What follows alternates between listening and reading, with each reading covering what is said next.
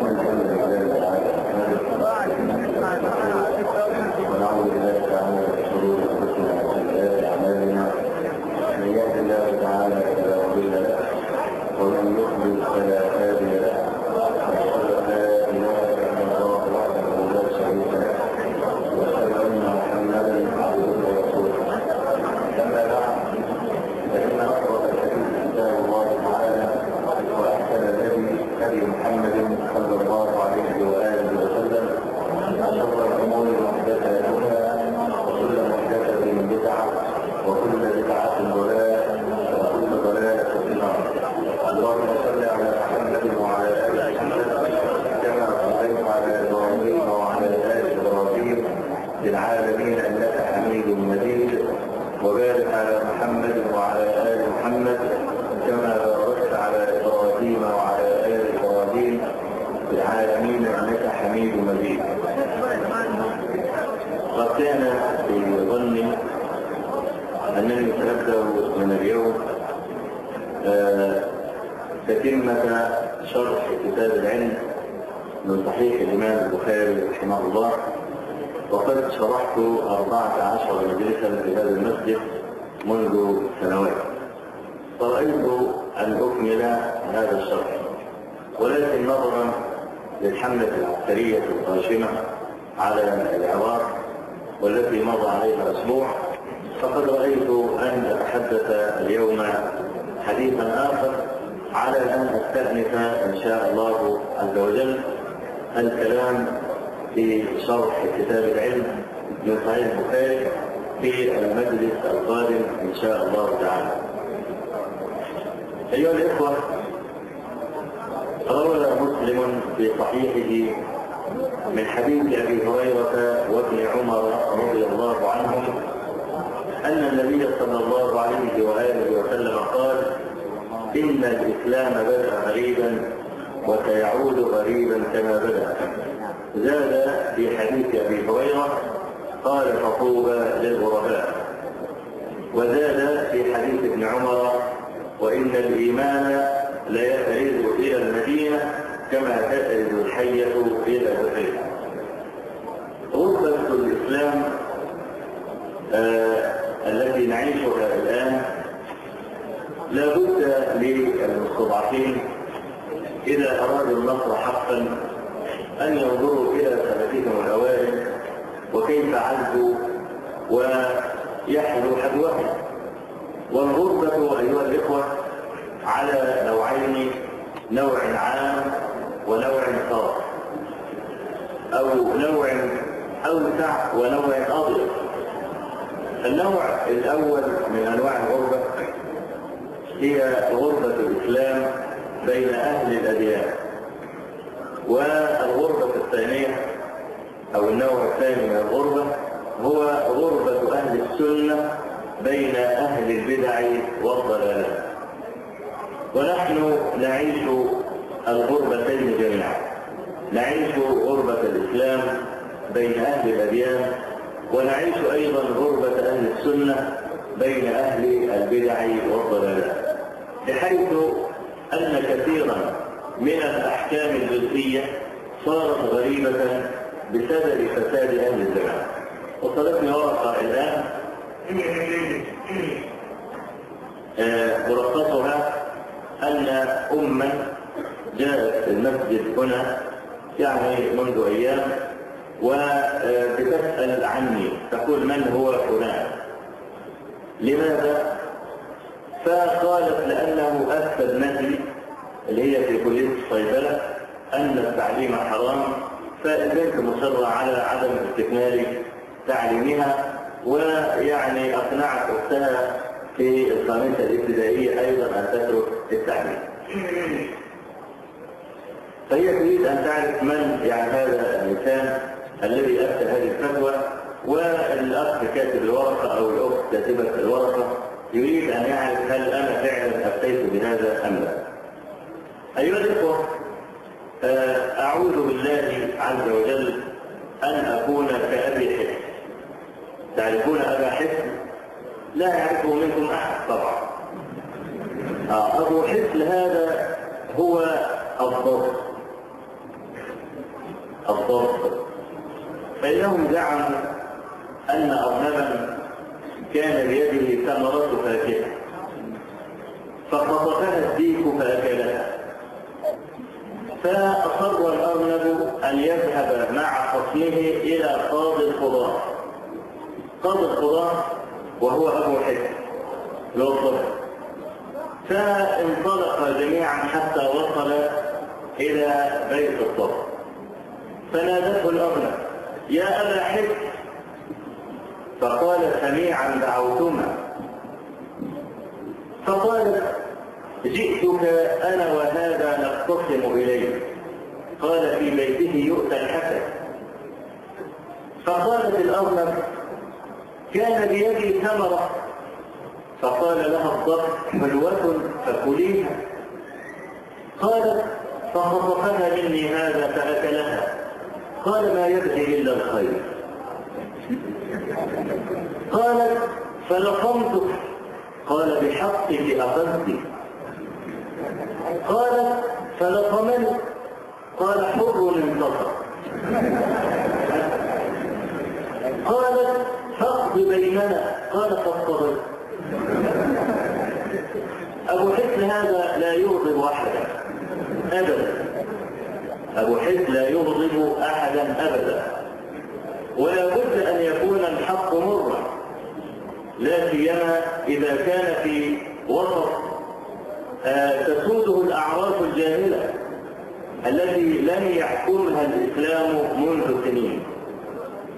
أنا أتلقى في يوم واحد أكثر من 150 مكالمة، منها 110 أو 120 من القاهرة وحدها، ومن فتاوى متعددة ومتشابهة، وأنا لا أدري ما الذي قالته لي هذه الفتاة، ولا أعرف طبعا عينها، والمفتي إنما هو أسير السؤال أيا كان السؤال. يعني لو رجل أعطاني معطيات ما حتى لو كانت خاطئة في واقع الأمر، فأنا لا أعطي الفتوى إلا على مقتضى السؤال، فلا أدري ما الذي قالته لي عن ظروفها وعن حياتها حتى أفتيتها. إن كانت حفظت عني هذه الفتوى أفتيتها بذلك، لكن الذي أعتقده وأشيعه وأجهر به ولا أغيره لأرضي أحدا ولا أجبر أحدا على أن يتبنى فتواي،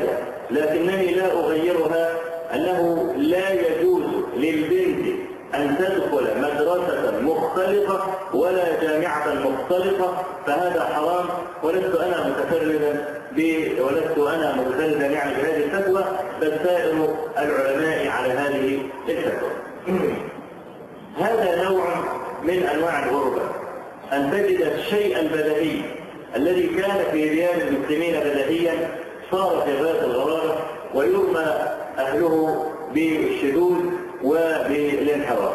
أيها الإخوة، الصحابة الأوائل الذين هاجروا في سبيل الله عز وجل وتركوا ديارهم وتركوا أموالهم لله تبارك وتعالى هم الذين نصرهم الله عز وجل، بل إن الله عز وجل حرم على المهاجرين كما في حديث العلاء بن حرمي في البخاري وغيره، حرم عليهم على لسان رسول الله صلى الله عليه وآله وسلم أن يمكثوا في مكة بعد النسك إلا 3 أيام فقط، وبعدها يحرم على الذي هاجر على المهاجرين أن يرجع إلى مكة، أن يمكث في مكة فوق 3 أيام، فضلا عن أن يرجع إليها ساكنا. شوف، بلغ من الأمر أن الشيء الذي فعلته لله لا يحل لك أن ترجع فيه مطلقا، فإنه يوم خرجوا من مكة إلى المدينة مهاجرين إلى الله عز وجل حرم عليهم أن يرجعوا إلى مكة مرة أخرى، لأنهم يوم تركوها لله تبارك وتعالى. وقد رأيت أن أسرد عليكم اليوم حديثا ماتعا رائعا رواه الإمام أحمد وأبو نعيم في كتاب الدلائل وفي كتاب الحلية من حديث إبراهيم بن سعد، ورواه أيضا البيهقي في كتاب دلائل النبوة من حديث يونس ابن بكير، ورواه إسحاق بن راهويه ومن طريقه أبو نعيم في كتاب دلائل النبوة من طريق جرير بن حازم، ورواه أيضا الطبراني في الكبير، ولكن سياق الطبراني مختصر ليس طويلا كسياق الثلاثة الذين ذكرتهم. الطبراني بيرويه من حديث زياد ابن عبد الله البكائي وعبد الرحمن بن بشير.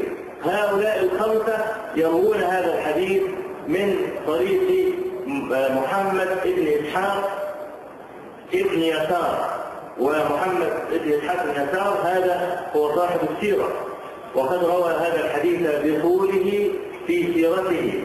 قال حدثنا الزهري عن أبي بكر بن عبد الرحمن بن الحارث بن هشام المخزومي عن أم سلمة أم المؤمنين رضي الله عنها زوج النبي صلى الله عليه وآله وسلم قالت: لما نزلنا بأرض الحبشة جاورنا بها خير جار النجاشية، أمنا على ديننا وعبدنا الله لا نبلى ولا نسمع شيئا نكرهه.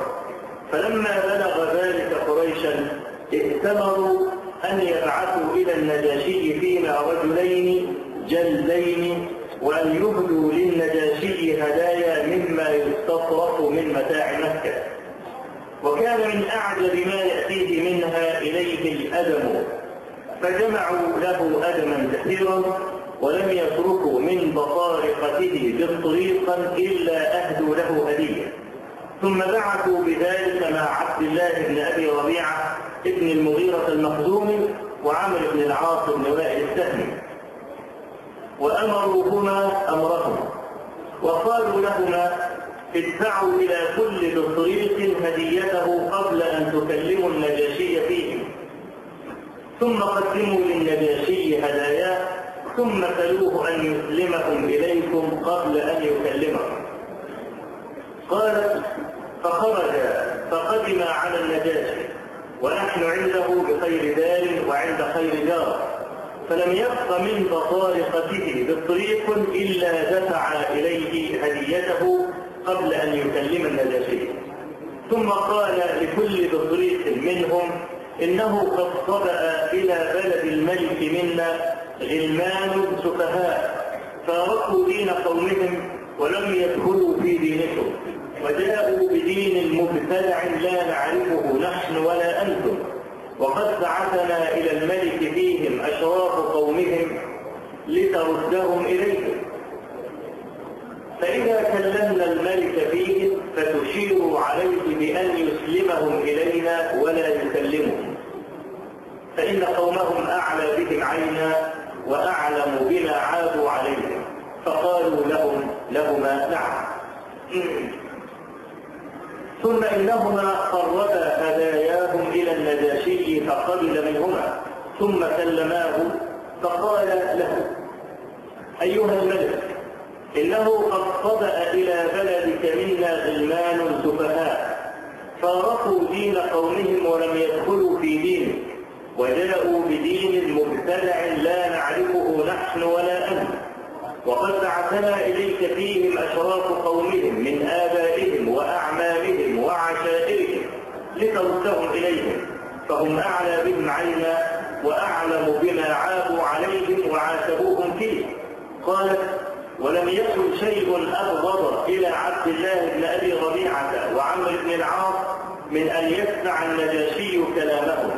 فقالت بطارقته حوله: صدقوا أيها الملك، قومهم أعلى بهم عينا وأعلم بما عابوا عليهم، فأسلمهم إليهما فليرداهم إلى بلادهم وقومهم.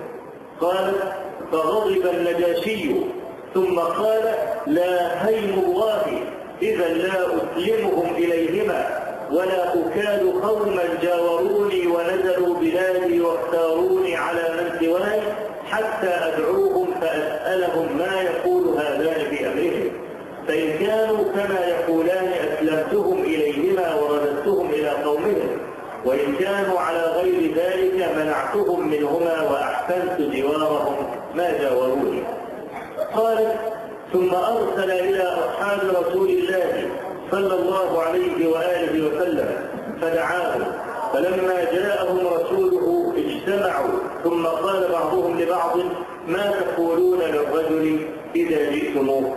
قالوا: نقول والله ما علمنا وما أمرنا به نبينا صلى الله عليه وآله وسلم، كائنا في ذلك ما هو كائن.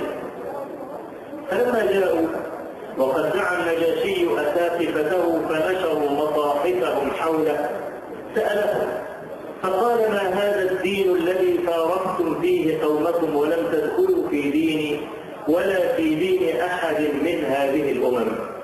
قالت: فكان الذي كلمه جعفر بن أبي طالب فقال له: أيها الملك، كنا قوما أهل جاهلية نعبد الأصنام ونأكل الميتة ونأتي الفواحش ونقطع الأرحام ونصيب الجوار، يأكل القوي منا الضعيف، فكنا على ذلك حتى بعث الله إلينا رسولا منا نعرف نسبه وصدقه وأمانته وعفافه، فدعانا إلى الله لنوحده ونعبده ونخلع ما كنا نحن وآباؤنا نعبد من دونه من الحجارة والأوثان، وأمرنا بصدق الحديث وأداء الأمانة وصلة الرحم وحسن الجوار والكف عن المحارم والدماء، ونهانا عن الفواحش وقول الزور وأكل مال اليتيم وقذف المحصنة،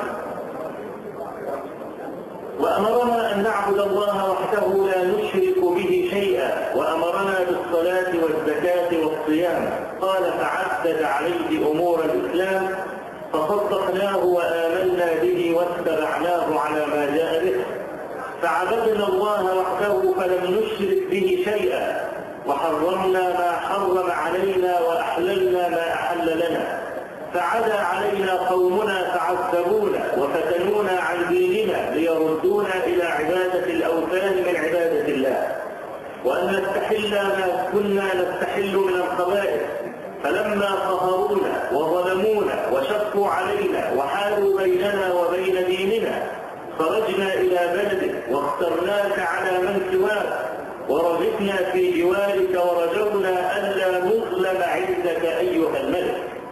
قالت: فقال النجاشي: هل معك مما جاء به عن الله من شيء؟ قالت: فقال له جعفر: نعم. فقال له النجاشي: فاقرأه علي. فقرأ عليه سطرا من كاف ها يا عين صاد. قالت: فبكى والله النجاشي حتى أخضل لحيته، وبكت أساقفته حتى أخضلوا مصاحفهم حين سمعوا ما تلا عليه.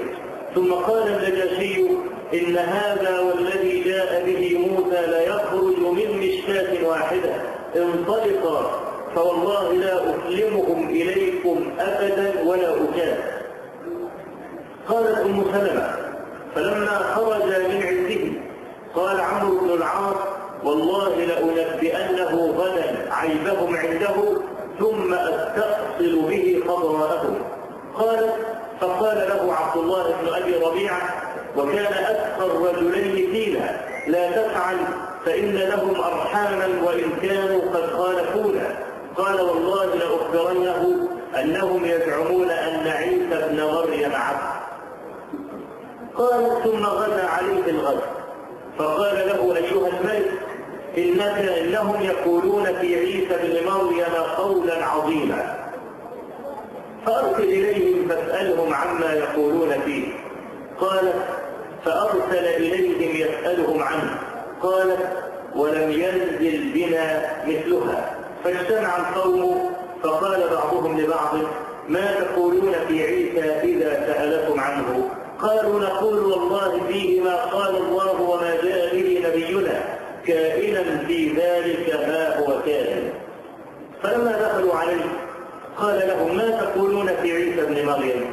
فقال له جعفر بن أبي طالب: نقول فيه الذي جاء به نبينا هو عبد الله ورسوله وروحه وكلمته ألقاها إلى مريم العذراء البتول. قال: فضرب النجاشي يده إلى الأرض فأخذ منها عودا ثم قال: ما عدا عيسى ابن مريم ما قلت هذا العود. فتناخرت بطارقته حوله حين قال ما قال، فقال: وإن خرتم والله، اذهبوا فأنتم سيوم لأرضي، والسيوم هم الآمنون بلغة الحبشة، من سبكم غرم ثم من سبكم غرم ثم من سبكم غرم، فلا أحب أن لي زفرا ذهبا، والزفر بلسان الحبشة هو الجبل، فما أحب أن يكون لي زفرا ذهبا، وإني آذيت رجلا منكم ردوا عليهما هداياهما، فلا حاجة لنا بها والله، فوالله ما أخذ الله مني الرشوة حين رد علي ملكي فآخذ الرشوة فيه، وما أطاع الناس في فأطيعهم فيه. قالت: فخرج من عنده مقبوحين مردودا عليهما ما جاء به، وأقمنا عنده بخير دار مع خير جار. قالت: فوالله إنا على ذلك إذ نزل به، يعني بالنجاشي، من ينازعه في ملكه. قالت: فوالله ما علمنا حزنا قط كان أشد علينا من حزن حزناه عند ذلك، تخوفا أن يظهر ذلك على النجاشي، فيأتي رجل لا يعرف من حقنا ما كان النجاشي يعرف منه. قالت: وسار النجاشي وبينهما عرض النيل. قالت: فقال أصحاب رسول الله صلى الله عليه وسلم: من رجل يخرج حتى يحضر وقعة القوم ثم يأتينا بالخبر. قالت: فقال الزبير بن العوام: أنا، وكان أحدث القوم سنا. قالت: فنفخوا له خربة فجعلوها في صدره ثم سبح عليها حتى خرج إلى ناحية النيل التي بها ملتقى القوم، ثم انطلق حتى حضرهم. قالت: ودعونا الله للنجاشي بالظهور على عدوه والتمكين له في بلاده، واستوثق عليه أمر الحبشة، فكنا عنده في خير منزل حتى قدمنا على رسول الله صلى الله عليه وآله وسلم وهو يومئذ بمكة. هذا كما يعني سمعتم هذا حديث ممتع قصته علينا واحدة من السابقين الأولين من المهاجرين. فمعلوم أن أصحاب النبي صلى الله عليه وسلم هاجروا إلى الحبشة مرتين. في المرة الأولى هاجر 12 رجلا و4 نسوة، دي الهجرة الأولى، وكانت أم سلمة من المهاجرات في الهجرة الأولى. النسوة 4 أم سلمة مع زوجها أبي سلمة، وعثمان مع رقية بنت رسول الله صلى الله عليه وسلم، وأبو حذيفة ابن عتبة مع امرأته سهلة بنت صهيب، وعامر بن ربيعة مع امرأته ليلى بنت أبي حسنة. أما الرجال الآخرون فمنهم عبد الرحمن بن عوف والزبير بن العوام وابن مسعود ومصعب بن عمير وحاطب بن عمرو وجماعة آخرون من أصحاب النبي صلى الله عليه وسلم. وهذه القصة حدثت مع الفوج الثاني الذين هاجروا إلى الحبشة، وكان فيه جعفر ابن أبي طالب رضي الله عنه. وهذا الحديث يشتمل على فوائد كثيرة، فأنا اليوم إن شاء الله عز وجل أستل منه فائدتين اثنتين. الفائدة الأولى قول أم سلمة رضي الله عنها أن قريشا أرسلت رجلين جلدين إلى النجاشي، والجلالة معناها المثابرة، والمثابرة هي المصابرة وزنا ومعنى. وهذا من حسن الاختيار، أنك إذا أرسلت جنديا لابد أن يكون مثابرا، إذا انسد عليه سبيله بحث عن سبيل آخر، فإذا انسد عليه السبيل الآخر بحث عن سبيل ثالث. المهم لا يرجع إلا وقد أدى المهمة التي أنيطت به. الجندي الماهر لا يعرف الأعذار، ولذلك عمرو بن العاص وكان رجلا مثابرا لما ذهبوا إلى النجاشي وكلماه فلم يصغي النجاشي إلى قوله لم ييأس، وقال والله لأنبئنه غدا بما يقولون في عيسى بن مريم لأستأصل به بهذا القول خضراءه. يعني إذا سد عليه الأول لابد أن يرجع وقد أحرز الانتصار كاملا أو أحرز شيئا من الانتصار. أصحاب النبي صلى الله عليه وسلم ضربوا المثل الأوفى في ذلك. ومن أعجب ما أنت سامع ولا أعلمه اتفق لواحد من بني آدم وعلمي قليل، ولكن ما أظن ظنا راجحا أنه اتفق لأحد من بني آدم إلا لمثل زيد بن ثابت صاحب هذا الموقف العجيب. وخبره خبر صحيح علقه الإمام البخاري في صحيحه ووصله الإمام الترمذي وأحمد وغيرهما بسند جيد، وله سند آخر أصح من هذا الإسناد الأول، وفي كلا الإسنادين من المعنى ما ليس في الآخر. ذلك أن رسول الله صلى الله عليه وسلم لما نزل المدينة قال زيد بن ثابت وكان كاتبا للوحي بعد ذلك قال فأتوا به رسول الله صلى الله عليه وسلم وأنا غلام، فقالوا يا رسول الله هذا يحفظ 14 سورة مما أنزل الله عليه. قال فأعجب بي، وكان النبي صلى الله عليه وسلم يقربه.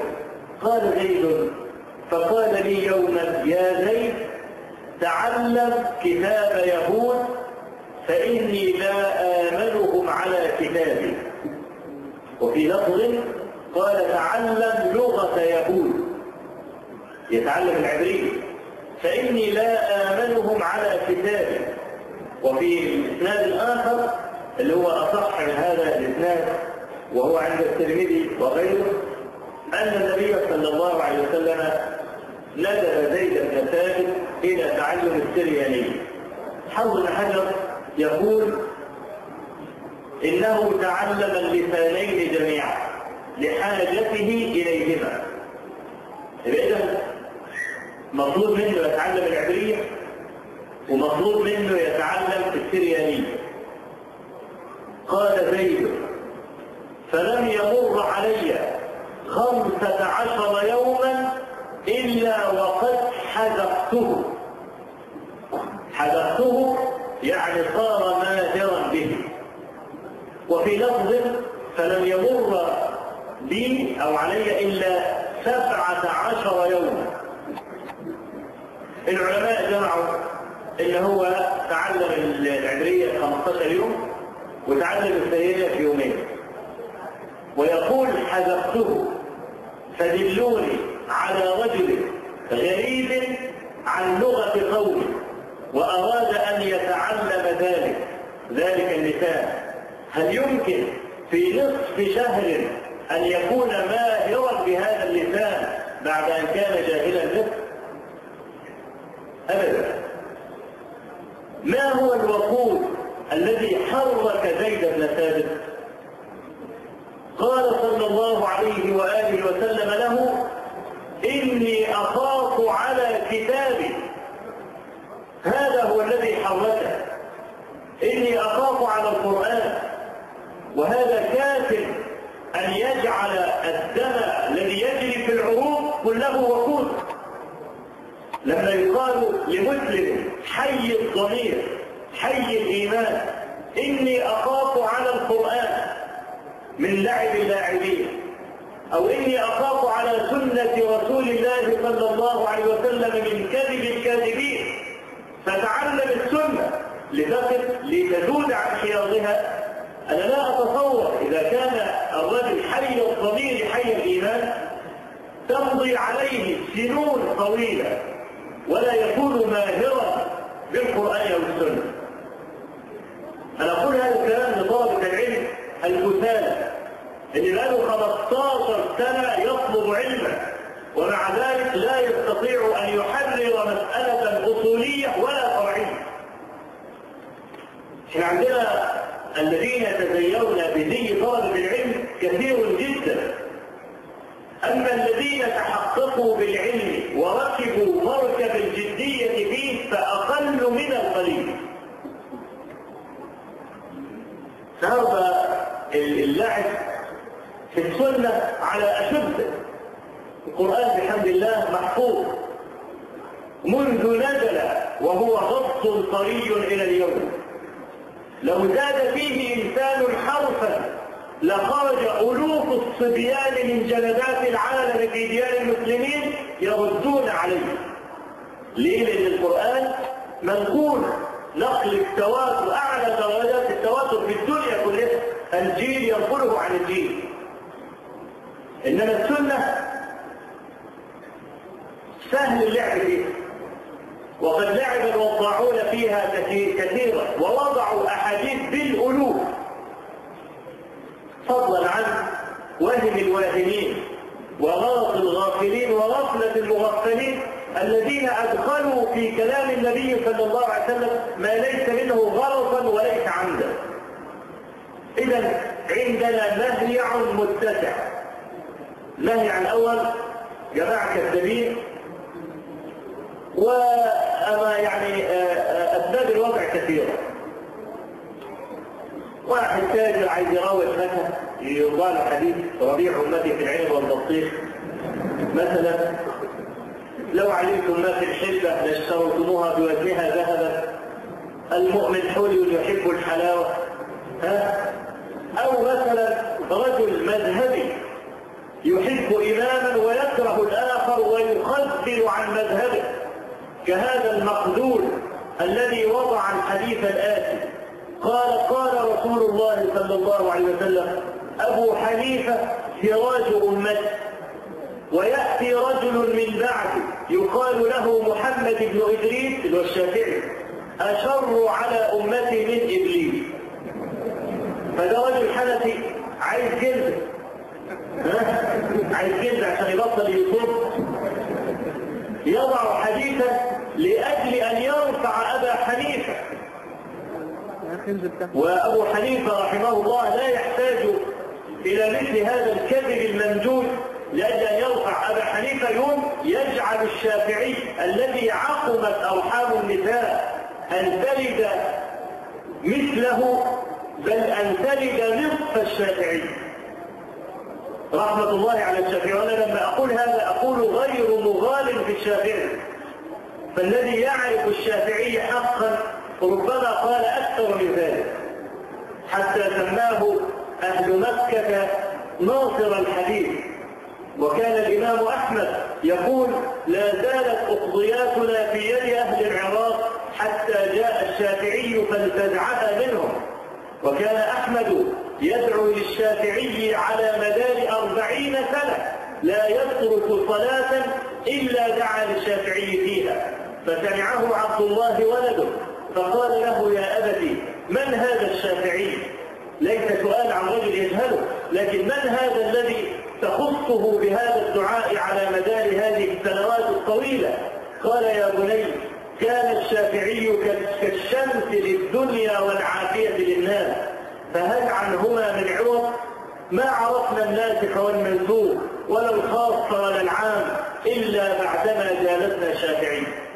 ولما عقد الشافعي رحمه الله مجلسا في مسجد النبي صلى الله عليه وسلم بجانب أستاذه سفيان بن عيينة، لم يتردد الإمام أحمد في ترك مجلس ابن عيينة وجالس الشافعي، فعتب عليه رفيقه وأخوه الإمام المجتهد المطلق العلم المفرد الحافظ الجبل إسحاق بن راهويه، فقال له: يا أبا عبد الله أتترك سفيان بن عيينة وتجالس هذا وهو من أسناننا، يعني زينا في السن؟ فقال له إن فاتك حديث بعلو وجدته بنزول، وإن فاتك عقل هذا الفتى أخشى ألا تجده. ولذلك ندم إسحاق بن راهويه على أنه لم يلازم الشافعي، لكن بعد موت الشافعي رحمة الله على الجميع واشترى كتب الشافعي من تركته ب40 دينار. أيقال في مثل هذا ويأتي رجل من أمتي يقال له محمد بن إدريس أشر على أمتي من إبليس؟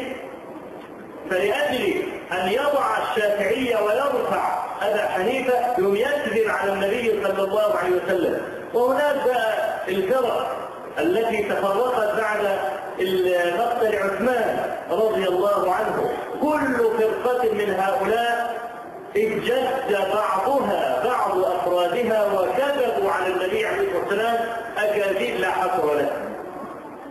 فاختلطت السنة الصحيحة بمثل هذا الكذب، واختلطت أيضا بالوهن والغلط الذي وقع فيه الرواة الذين لم يحكموا صناعة الحديث.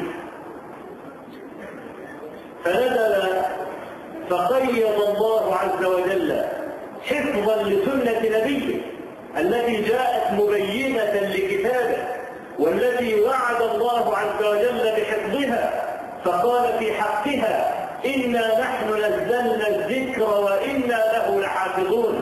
فأجمع العلماء على أن الذكر في الآية هو القرآن والسنة جميعا، إذ لا ينتفع ببعض ألفاظ القرآن إلا إذا قارنتها السنة التي هي قاضية ومبينة لكلام الله عز وجل.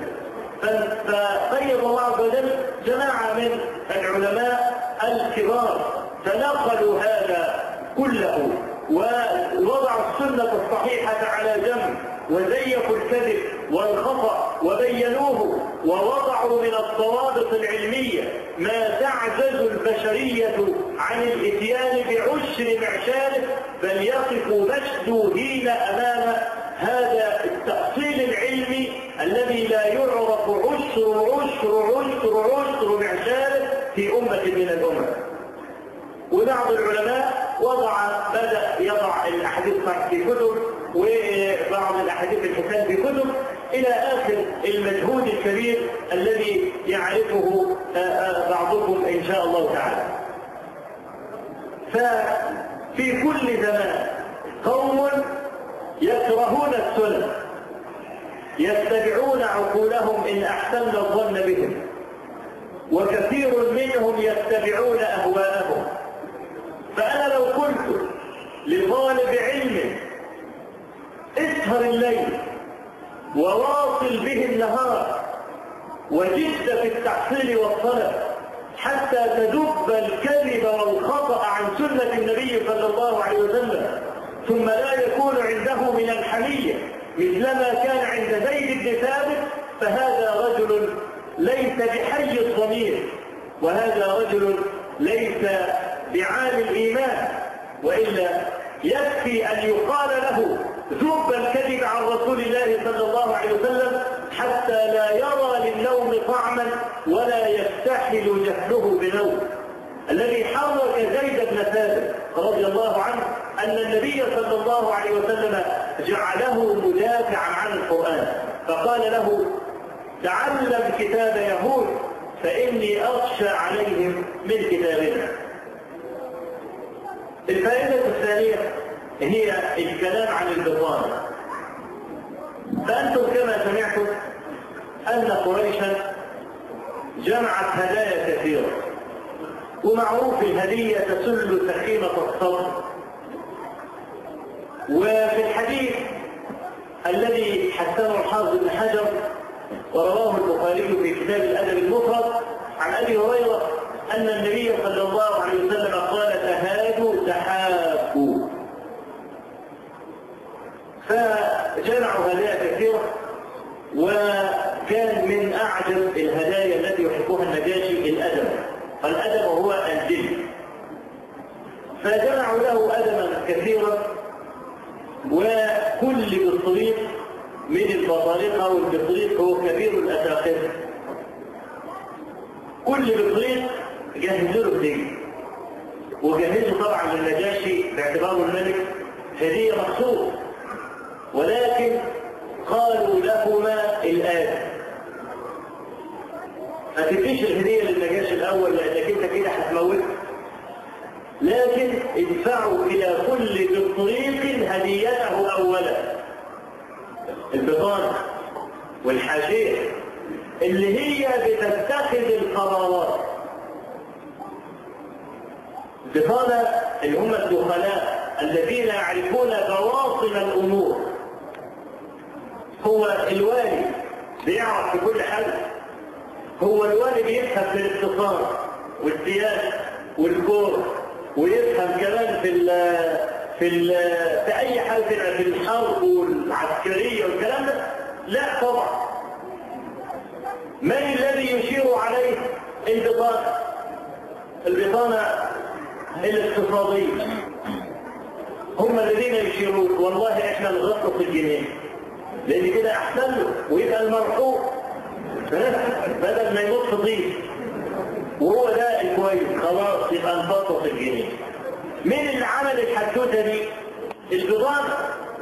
خلاص النهارده احنا عايزين نحارب اعدائنا، نعمل خطه عسكريه، خطه محكمه. اللي بينتصر في الحقيقه قرار البطانة، وإن كان في النهاية التوقيع يكون للوالي.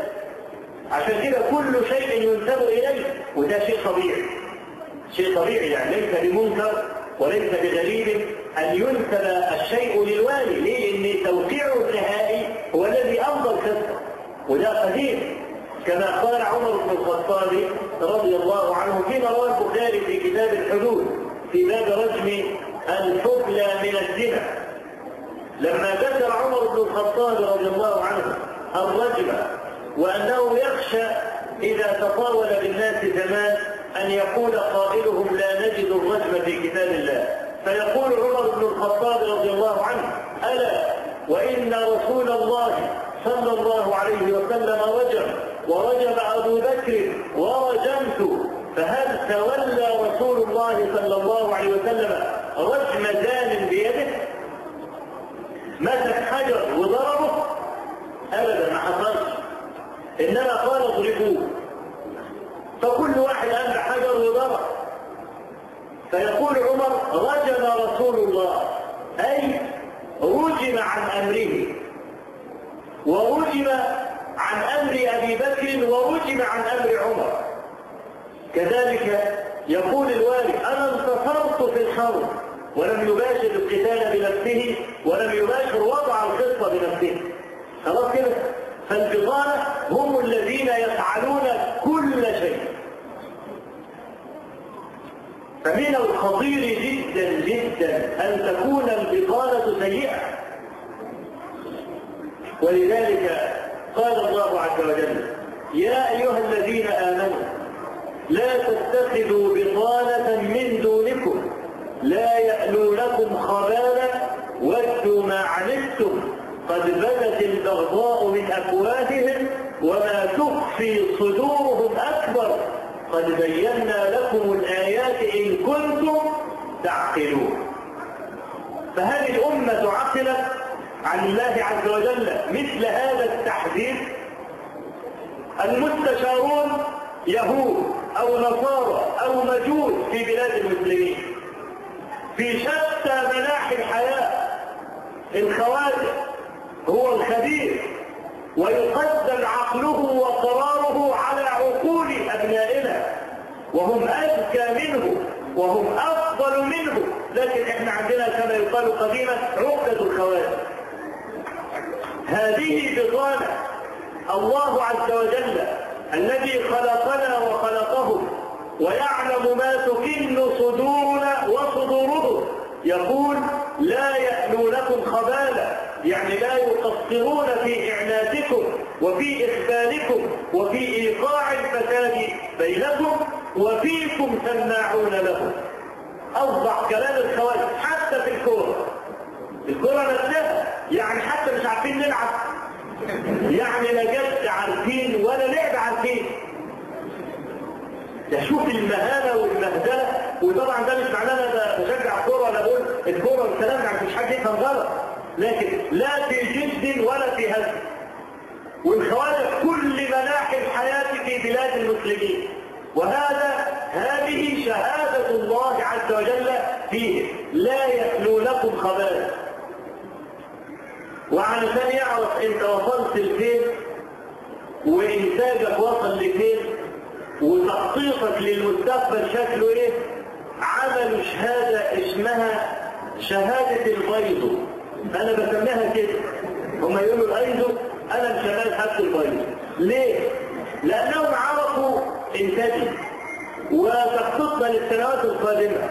فمن السهل جدا انه يقتلك في مهدك، ينزل بضاعة احسن من بضاعتك وارخص، يعمل مس كهربائي زي بتاع بطاطس العشر مرات، يولع في المصنع مثلا كله، ويعرف انت واصل لفين. اصبح هذه الدخيلة بطننا بر، مصارينا طلعت بر. والله عز وجل يقول لا تتخذوا بطانة من دونكم يعني من غير دينكم ليست على مذهبكم قد بينا لكم الآيات.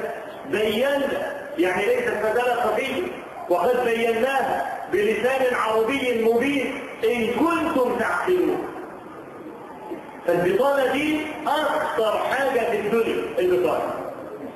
لأن هذا قال النبي صلى الله عليه وسلم كما في الحديث الذي رواه البخاري في كتاب القدر وفي كتاب الأحكام من حديث أبي سعيد الخدري رضي الله عنه قال ما بعث الله نبيا ولا استخلف من خليفته إلا قيض له بطانتين، بطانة تأمره بالمعروف وتحضه عليه، وبطانة تأمره بالشر وتحضه عليه، والمعصوم من عصم الله.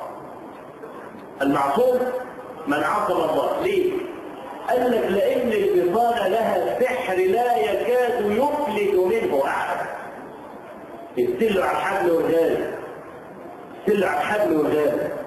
فتصور بطانة سيئة بتكره الملتزمين وتمكتهم، ما تفتأ هذه البطانة تزين الشر والسوء وتبين الخطر من هؤلاء حتى يستصدر الوالي قرارا بسجنهم أو بإعدامهم أو بتنفيذ التهم إليه.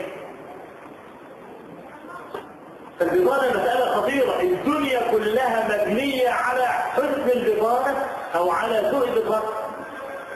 لأجل هذا يا إخوانا كان أمر البطانة في غاية الخطورة. قريش عملت إيه؟ قال يا جماعة اوعوا تدوا الهدية للنجاشي الأول، إنما ادوها للبطانة والعبوا في عقولهم وقولوا لهم واستعطفوهم شوية عيال غلمان سفهاء خرجوا على ديننا سبوا آلهتنا، يرضيك حد يضرب أبوه القلم، يرضيك حد يدق في وش أبوه. إيه يرضيك الكلام ده؟ أبوه الوقت في وش أبوه تصور وخلاه قاعد في وسط الناس كده وأنا خلع الجزمة وضربه جزمتين على دماغه. إيه يرضيك الكلام ده؟ طبعا ما بيرضيش، طبيعي طلع يجيبه. سخنه وخلاه يتخذ قرارا مستقلا. ولا والله بشكل كنت بتاع كل الازاز بتاعتنا دي كل الجلابيه دي هديه وبتاع مش عارفين والله ما راجع. خلاص يبقى الهديه خدت قلبه واستلمت سكينه صدري بالهديه وشكلت دماغه قبل ما يقعد مع الوالد، قبل ما يقعد مع النجاشي. قال بس احنا كل اللي احنا عايزينه حاجه بسيطه خالص. اول ما تقعدوا مع النجاشي تقولوا له والله اباء الولاد دول ادرى بيك، انت ايش علاقتك بيهم؟ ده هم شفت شويه الجماعه انت اول مره تسمع بيهم، نزلوا ارضك ولا تعرف فيهم حاجه، فطبعا ابوه عارفه اكثر منك وعمه عارفه اكثر منك والعيله كلها عارفاها. فاحسن حاجه كده ان تسلم العيله والناس الادب دول لابائهم هم اللي يربوهم. اول ما هم يقولوا كلمه دول قولوا صدق صدقه، فآباؤهم أعلى بهم عينا، يعني هم اللي عارفينهم كويس. فالنجاشي طبعا لأن دول جماعة داخلين أرضه ولا بينهم من بعض ود ولا يعرفوه، فعلى طول خلاص يكلموا اللي يضربوا له ونخلص على كده. ما يجيبوا لنا مشاكل ليه؟ انا عايز الدنيا تبقى سلام والدنيا امان.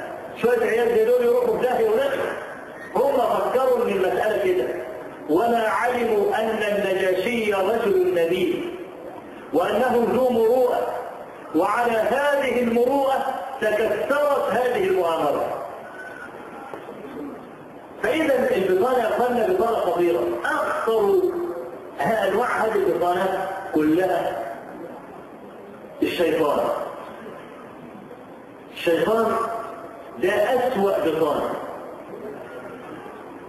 قال الله عز وجل: أفتتخذونه وذريته أولياء من دون وهم لكم عدو. خلي بالك من الآية دي، أنت بتقرأها كتير لكن فيها معنى. أفتتخذونه وذريته أولياء من دون. طب خلي الشيطان ده ابن حلال وجدع ونبيل، لما تحطوا نار ربنا يوزنوا بعض. دي المرحلة الأولى. دي المرحلة الايه؟ الأولى. أفتتخذونه وذريته أولياء من دوني، يعني ينفع تحطوا نار ربك كله أن تخطب خلاص؟ يعني انت مش موافق؟ طيب خد الثانية بقى، وهي باقعة ولاهية، ده مش ابن حلال. وهم لكم عدو.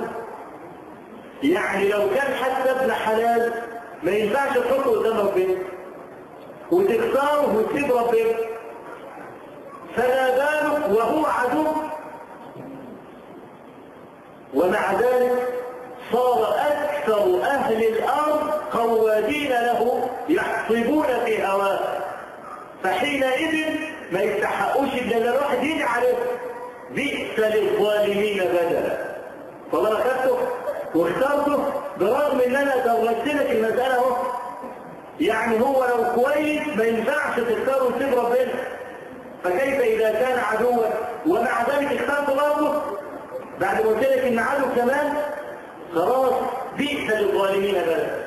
وما منا من احد الا وله شيطان، كما في حديث عائشه رضي الله عنها قالت: خرج النبي صلى الله عليه وسلم من عندي فغرق،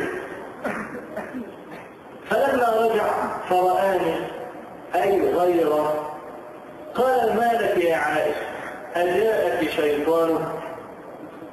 فده يدل على أن الغيرة من الشيطان، لأن الغيرة من الغل. الغيرة نوع من أنواع الغل. أجاءك شيطان. احنا عايزين النسوان يتعلموا.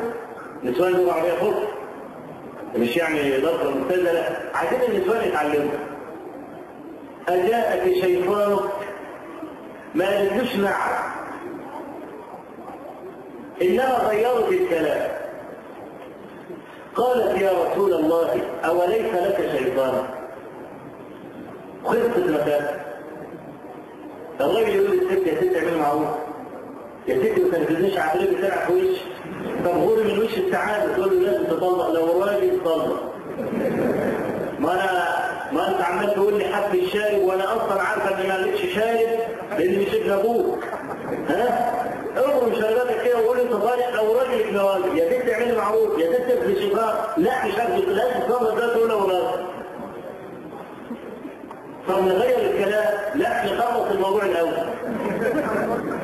يا ست انا راجع من الشغل بقالي 12 ساعه شغال، لسه انام دماغي، عايز انام 3 ساعات عشان ارجع اشتغل، عشان اجيب فلوس عشان اشتغل في العالم اللي انا شغال فيه. ابدا، لازم تكمل الموضوع. شوف يا سيدة عائشه غيرانه وباين عليها علامات الغيره، لان اصلا شافه كده جاءت شيطانه، خلصت الموضوع على طول. طالما رجع خلاص، رجع وشافته خلاص انتهى الامر. قالت: يا رسول الله أوليس لك شيطان؟ قال: بلى. يعني أنا ليه شيطان أنا كمان. ولكن الله أعانني عليه فأسلم، فلا يأمرني إلا بخير. يبقى إحنا لنا شياطين، والنبي صلى الله عليه وسلم الذي أسلم على يديه الجن والإنس ما كان ليعجزه شيطان، فربنا عز وجل تفضل عليه وجعل قرينه مسلما. يبقى أنت في شيطان ماشي في ركابك دائما، ده بطانة بقى. الشيطان ده شغال على طول في حاجة معينة كده. ورد في حديث ابن مسعود الذي رواه الترمذي من حديث أبي الأحوص سلام بن شريح الحنفي عن عطية السابع عن مرة الطيب مرة الهمداني يعني عن ابن مسعود. والترمذي حسن هذا الحديث مع الغرابة، قال حسن غريب لا نعرفه إلا من حديث أبي الأحوص. وطبعا هو يعني هذا الحديث الصواب فيه أنه موقوف، يعني ليس مرفوعا إلى رسول الله صلى الله عليه وسلم، ولكنه موقوف على ابن مسعود، يعني الكلام كلام ابن مسعود، وأبو الأحوص رفعه.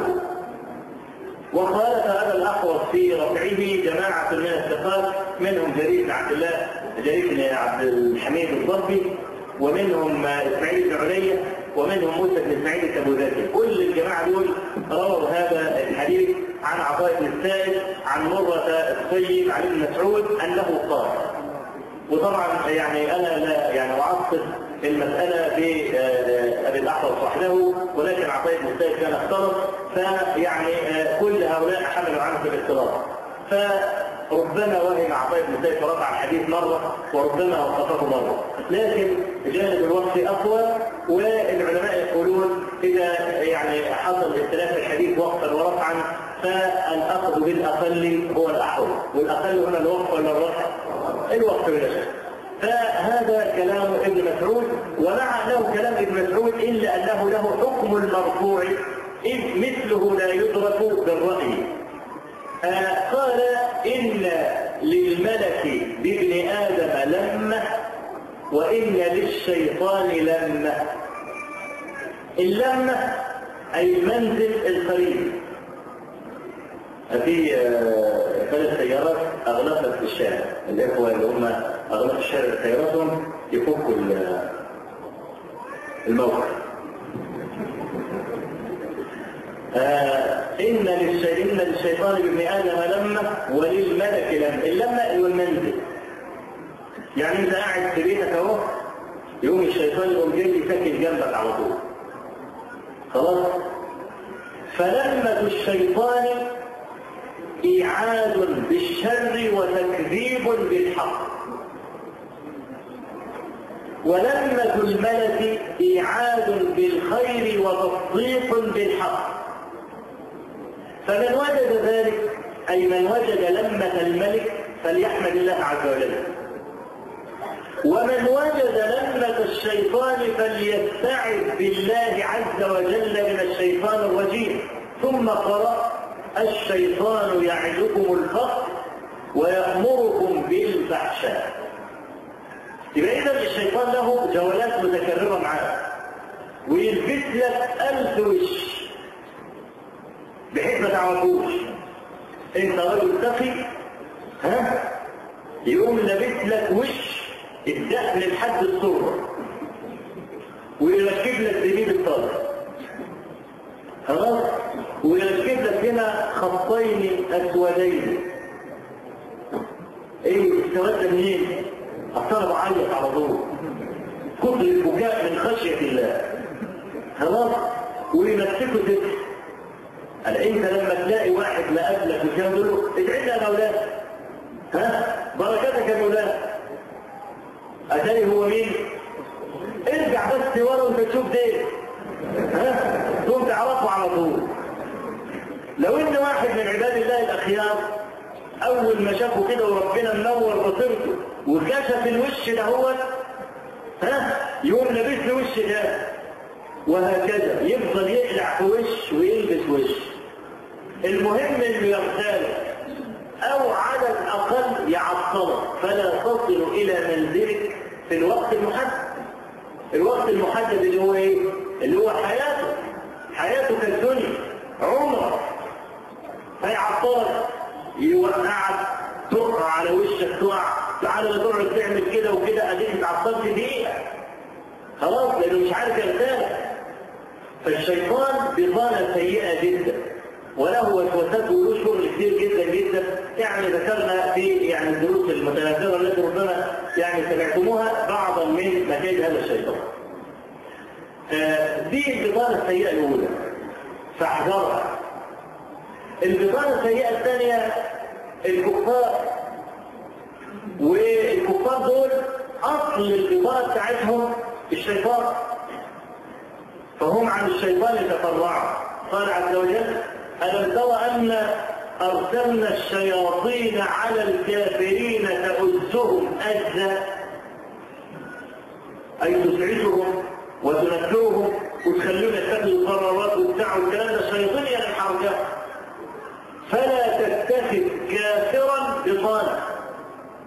وقد بلغ عمر بن الخطاب رضي الله عنه أن أبا موسى الأشعري اتخذ رجلا ذميا كاتبا فأرسل إليه ينهاه وقال: أقصوهم حيث أقصاهم الله، وخولوهم حيث خولهم الله عز وجل. فهؤلاء قال الله عز وجل فيهم: ما يود الذين كفروا من أهل الكتاب ولا المشركين أن ينزل عليكم من خير من ربكم. وقال الله عز وجل: ولن ترضى عنك اليهود ولا النصارى حتى تتبع ملتهم. وقال تعالى: ودوا لو تكفرون كما كفروا فتكونون سواء. فلا تتخذوا منهم أولياء، لا يجوز أن تتخذوا منهم وليا ولا نصيرا. احنا ليل نهار بنطالب مجلس الامن يتخذ قرار. ارايت خذلانا وخطلا في العقل وضعفا في التفكير اكثر من هذا؟ رئيس الامن الجزار اللي معاه السكاكين بيوزعها، اقول لهذا الجزار لا تذبح الذبيحه؟ بقت كلمه ممزوجه ما عاد الانسان يطيق سماعها. كل شويه مجلس الامن وهم عاجزون عن اتخاذ شيء. احنا بنقول يا اخوان هؤلاء، وطبعا الداء قدير. القرطبي وهو بيفسر الايه دي استرجع وحوقا لكثرة الكافرين الذين اتخذهم الولاة أمناء وكتباء وخزناء. فالعلة قديمة جدا، ومن العسير جدا أن نزيلها بمجرد كلمة أو بقرار يقال أو بكتاب يكتب. فدي علة تحتاج إلى أمة كاملة تقوم قومة واحدة لتقلع جذور الفساد. فالكافر لا يؤتمن مطلقا، ولا ينبغي أن تأخذ منه شيئا أبدا إلا ما تعتقد أنه يرفعك وتكون على حذر أيضا منه. البطانة الثالثة بطانة السوء من بني آدم الذين يزينون السوء. وأقرب مثال لذلك المثال الذي تعرفونه جميعا في قصة الرجل الذي قتل 100 نفس.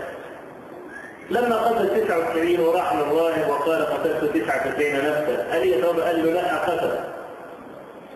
الراهب ابن الثاني العالم لما قال له اني قتلت 100 نفسا قال نعم اخرج من ارضك ارض التوبه. ليه؟ لان الناس اللي قاعدين في الارض دي كلهم خايفين من فتوه، برغم انهم لو اتجمعوا عليه هياكلوه. هو الفتوه ده مش واحد زي امريكا مثلا. لا، امريكا دي يا اخوانا ليست دولة قوية. انا لا اقول هذا عشان استثير عواطفكم، انا كلامي كلام علمي وكلام واقعي. امريكا ليست دولة قوية، جنودها مصابون بالشذوذ الجنسي، جنودها من عبدة الدنيا، جنودها لا يعرفون صناعة القتال، انما يقتل طاير في الهواء ويدمر تحت. ومعروف ان التمكين لا يكون الا على الارض. إن استطعت أن تتحاشى الضربات الجوية فأنت منتصر. الحرب الجوية كما يقول القادة العسكريون لا تحسم نصرا. يا رب تصب قنابل ذرية من فوق لا تحسم نصرا. إنما اللي يجيب النصر اللي القتال البري والامتحان. خلاص؟ فأمريكا عايشة بسمعتها. يقول لك دار الشرق والقاذفات فيه 52 وصواريخ عبرات القارات والصواريخ البالستية المحملة بالرؤوس النووية ويرعبها. لما لقى واحد وقف قباله كوريا الشمالية كان عندها من الجرأة انها تطرد المفتشين، تقوم بغداد تدخل المفتشين. خلاص؟ شوف الصورة. وتقوم شايله كاميرات التصوير عن المنشآت النووية، والمفتشون ينتهكون سيادة دولة كاملة يضعونها تحت الرغام وتحت الجبل. وكوريا تقول أنا عندي صواريخ تصل إلى أبعد هدف أمريكي في الأرض. وهم هنا يقولوا ما عندناش، مش لاقيين ناس، فضلا عن يكون عندنا أسلحة دمار شامل. كوريا تقول لو أمريكا فكرت تهاجم كوريا أنا هفجر شبه الجزيرة الكورية بالأسلحة النووية اللي معايا، أنا مش عايز أعيش. شبه الجزيرة الكورية دي معناها لو اتفجرت معناها كوريا الجنوبية راحت واليابان. خلاص كده؟ وبعدين كوريا مسنودة من الصين. ايه اللي حصل لكوريا؟ ويضرب على قفا العراق. يضرب على قفا العراق. كل ما يقول له افتح الموقع يجروا أذلاء يفتحوا له المواقع. ومع ذلك ايه اللي حصل؟ قال له لا انت برضه مخبي حاجات. طب دور. قال له لا انا هتعب ليه؟ طلعها من الوكاله. يا عم ما عنديش حاجه. لا عندك والا. خلاص مش هتطلع بقى يبقى انا اللي هشتغل بقى. يبقى كوريا والكلام ده عيني عينك. مش الكلام ده تحت في المقاعد في الغرف المغلقه وتحت الترابيزات. عيني عينك. لا يفتحون لان عارفين ان احنا ما نقدرش نعمل حاجه. البطاله السيئه في بلاد المسلمين بقى لها قرون عماله تشتغل لحد ما ضيعت البلاد وضيعت ديار المسلمين. مهمه المفتشين ما كانتش كده. مهمه المفتشين كانت هل العراق فيه سلاح لو امريكا دخلت يعرف يقاوم ولا لا؟ فلما تاكدوا ان العراق ليس فيه اسلحه يمكن ان يقاوموا بها الغزو الامريكي الصليبي على ديار المسلمين دخل. اذا المساله كانت مساله جس بس نطلع عشان نعرف ونقلل الاظهار. يقول لك صواريخ صمود ما ده 150 كيلو، يقول له حطمها. يحطم 100 صاروخ. فلما ضمن ان ما عادش عندهم غير الكلاشينكوفات والمدافع والمسدسات والعصي والنبابيت دخل علشان يعمل المسألة دي. اي راجل كوري في الدنيا كلها ماشي رافع راسه ولافت صدره عشان استطاعوا ان يقولوا لا. تقدر تعمل امريكا ايه؟ ما تقدرش تعمل حاجه. عايزه واحد يقول لا. انا لا انسى لما طريقه التجسس الامريكيه كانت على حدود الصين وطلعت المقاتلات الصينيه واجبرتها على النزول في ارض الصين. ولما حصلت ازمه رفضت الصين. شوف العز بتاع الناس. والصين دول لا يدينون بدين. احنا بقى مسلمين اشجع الناس قلوبا. لا يعرف احد معنى الجهاد ولا يتمنى القتل الا المسلم وحده. فتش في جنبات الارض لا تجد رجلا تهون عليه نفسه ويفجر نفسه الا المسلم فقط. لا جيش. صناعة مسلمة تفردت بها ديار المسلمين الا وهي صناعة الرجال. لكن ياخذ دورها. ادولهم الفرصة مرة واحدة بس فرصة حقيقية لدوروا هؤلاء الشجعان. الصين الكافرة التي لا تدين بدين وليسوا من أهل الكتاب رفضت أن تصير طائرة التجسس في سماء الصين وقال لك عايز تاخدها فكها حته حته وخدها الصناديق. انما عشان تطير مره ثانيه في سماء الصين وانا انكرت عليك انها تطوف بالقرب من الصين، ده بعدك. انا شفت الناس في الشوارع فرحانين بالصين ان استطاعت ان تكون لامريكا لا. شوف الضعف والهوان وصل لايه. والان بقى لهم اسبوع يضربون في العراق البلد المسلم وعاصمه الخلافه ولا طريق له، لكن لعل الله يحدث بعد ذلك امرا. نحن لا نستحق النصر، نحن لا نستحق النصر وليس معنا شيء من اسبابه. ادخل ديار المسلمين وادخل ديار الكافرين لا تكاد ترى فرقا في الشوارع ولا في المطارات ولا في المحال ولا في المتاجر. تبرج وعري زي تبرج وعري.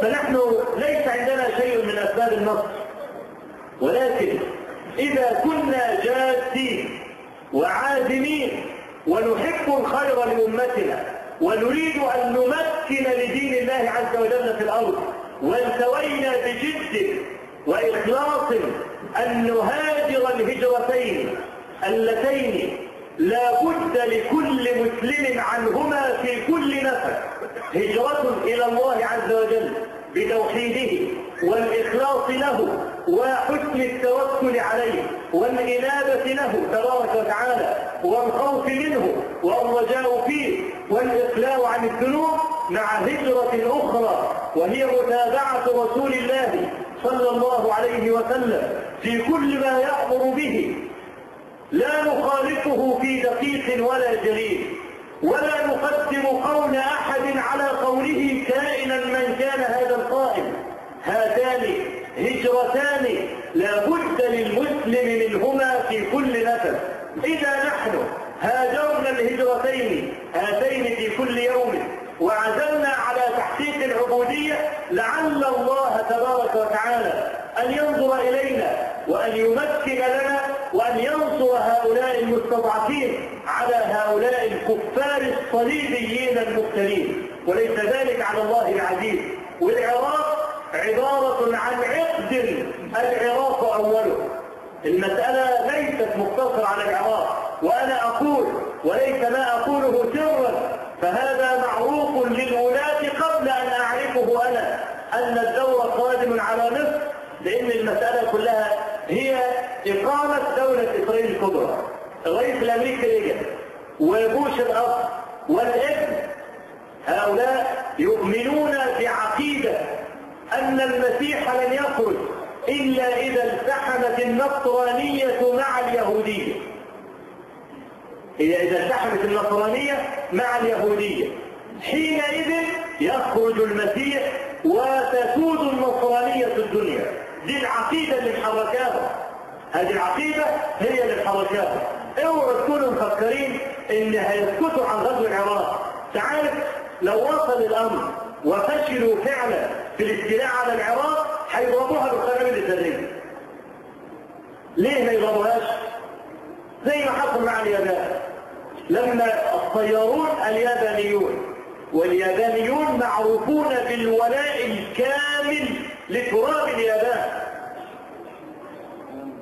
وعرفوا هذه الحقيقة. ولذلك النهضة الصناعية في اليابان من سنة 1945، يعني العملية بتاعت 60 سنة فقط. وشوف اللي اليابان عملته في الدنيا. ليه عملت كده؟ هم عندهم انخاف واحنا عندنا لحمة راس. احنا اذكى منهم، لكن احنا متخلفين لهم طالعين فوق. عندهم ولاء كامل لتراب اليابان.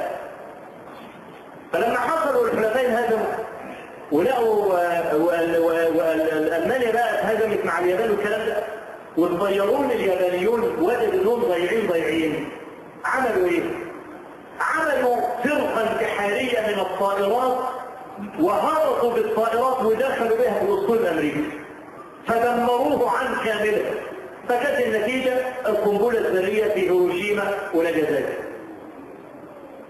فهؤلاء لا يتورعون عن استخدام القنابل الذرية إذا رأوا أن فشلهم ذريعا وأن فشلهم متحقق.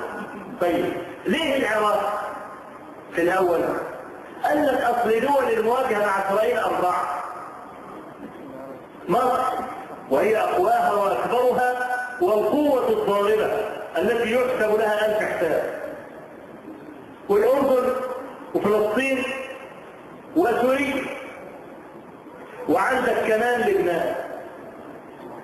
خلاص دول كلهم عزة قرى، ما عدا سوريا أقوى منهم نسبيا، لكن كل هذه الدول لا تقارن بمصر. طيب لو ان اي دولة من العزة دي حصل اعتداء عليها وانا حيدت مصر وطلعتها بره خالص، مين اللي ممكن يعمل لي كرب بجنبي؟ مفيش غير العراق، لان الخليج كله على بعضه مفيهوش جيش.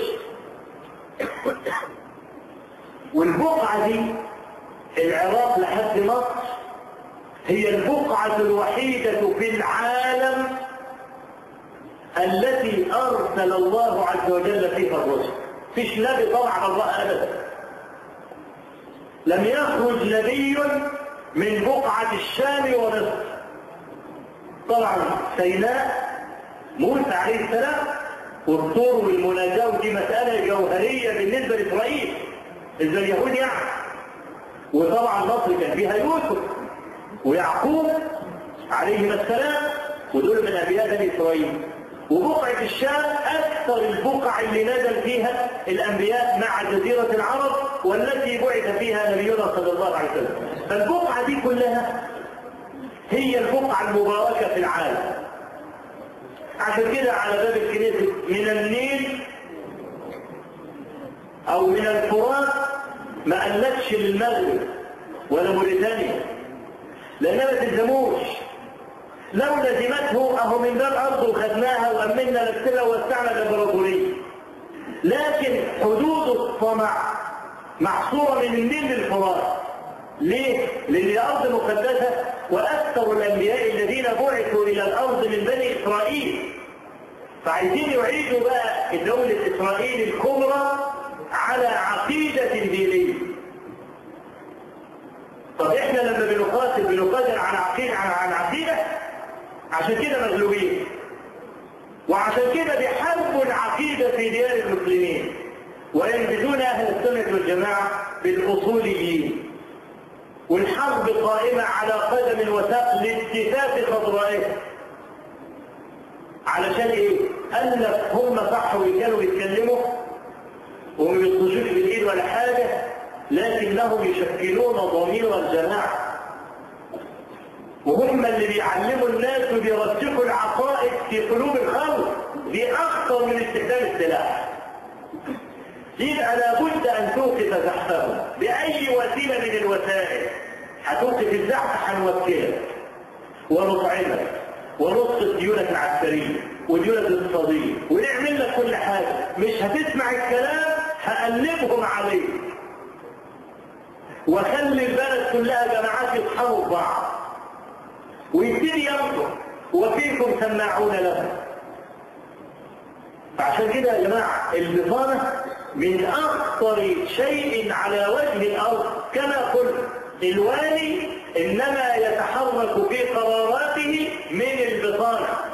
فلو كانت بطانة سيئة بيكون كل القرارات سيئة وعشوائية. لو كانت البطانة خيرة ترى دقائق النور على القرار.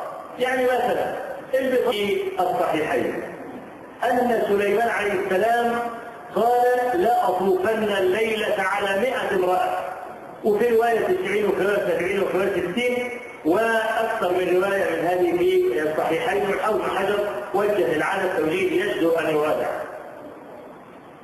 فقال لأطوفن الليلة على 100 امرأة تلد كل امرأة فارسا يقاتل في سبيل الله. مين اللي كان مع سليمان عليه السلام في رواية البخاري؟ كان معه الملك البطانة بتاعه، فقال له قل إن شاء الله. أشوف البطانة صديقك الحق فمن كان معك، ومن يضر نفسه لينفعك، ومن إذا ريب الزمان صدعك شتت فيك شمله ليجمعك. صاحبك من إذا ذكرت الله أعانك، وإن نسيته ذكرك. فقال له قل إن شاء الله، فنسي أن يقولها، وطاف على نسائه فلم تلد امرأة أحدا غير امرأة واحدة ولدت نصف الإنسان، ولد ناقص النبوة. قال صلى الله عليه وسلم والذي نفسي بيده لو قالها، أي لو استثنى، لولدت كل امرأة فارسا يقاتل في سبيل الله ولكان دركا لحاجته. يبقى لما يكون البطانة جيدة يوم يذكره قال له قل إن شاء الله. ولا ننسى يوسف عليه السلام وهو نعم البطانة لما الملك رأى الرؤيا 7 بقرات سمان يأكلهن 7 عجاف و7 سنبلات خضر وأخرى يابسات، وطلب من الناس يعبروا الرؤيا قالوا له ما بنفهمش. فالرجل اللي طلع وكان يعني تذكر بقى رايح ليش عليه السلام قام عبر له الرؤيا، قام رجع للملك قال هذا. لما الملك سمع تأويل الرؤيا قال ايه؟ وقال الملك ائتوني به. ليه؟ وثق بعلمه. فأنا ممكن أجيب واحد ما بحبوش وما أأتمنوش على أي سر، بس أستخدمه في العلم بتاعه. خلاص كده؟ فلما قال له الحق هتطلع إفراج ويا عم هتروح كمان للملك شخصيا. وظن هذا المسكين أن مثل يوسف الكريم ابن الكريم ابن الكريم ابن الكريم هيفرح بذلك. لا، طهارة ذيله عنده وعند أصحاب المروءات أثمن من ملك الأرض. عشان كده أنا بستغرب من أي رجل صاحب منصب يتهمونه بالرشوة أو يتهمونه بالإخلال بالذمة ومع ذلك يفضل في منصبه. يا أخي ما تعرفش العالم دول جديا قاعد بيعمل إيه؟ المفروض ده لو إنسان عنده مروءة عنده لبن متربي يقوم مقدم الثالث على طول. لسه امبارح رجل في مستشار كبير في السياسة الأمريكية استقال امبارح، ومن أشد المشجعين لضرب العراق. استقال ليه؟ لأنه كان مستشار لشركة أمريكية أعلنت إفلاسها، فلما أعلنت إفلاسها فهم إن هو سبب في الإفلاس، فما حدش حد يتكلم عليه أن قدم الثالث على طول. استقالته مش من الشركة فلست وخلصنا، إنما قدم استقالته من وزارة الدفاع الأمريكي. طب ودي علاقتها إيه بالشركة؟ ما تخليش تستاهل، إحنا معجبين بعقلك والعسكرية حاجة والشركة اللي فلست حاجة ثانية. لكن الرجل يعني ايه ما رضي واستقال. يوسف عليه السلام اول ما جاله الملك وقال له انت تعالى ادفع، قال له لا، اساله ما بال النسوة اللاتي قطعن ايديهن ان ربي بجدهن. يعني ما نطلعش كده بس تفهموني ان انا ربطت المرأة على سنة ما اخدش ابدا. فلما الملك سأل النسوة وقالوا ما علينا عليه من سوء، الملك قال المرة دي ايه؟ قال ائتوني به استخلصه لنفسي. المرة دي بقى يبقى هو البطانة بتاعته. المرة الأولانية بقى أنت استخلصه لنفسي. ليه؟ لأنه عالم، قال لك العالم يستعمل علمه فهو بعيد. لكن طالما الرجل عجيب إلى هذا الحد وأمين إلى هذا الحد ورفض أن يخرج حتى يكون بريئا والدنيا كلها تعرف إنه بريء، الرجل ده ما فيش حد يفرط فيه. ده بقى يبقى بطانتي ويبقى خلص لي، استخلصه لنفسي. عشان كده أي رجل يتحرك في الدنيا لابد أن يكون له بطانة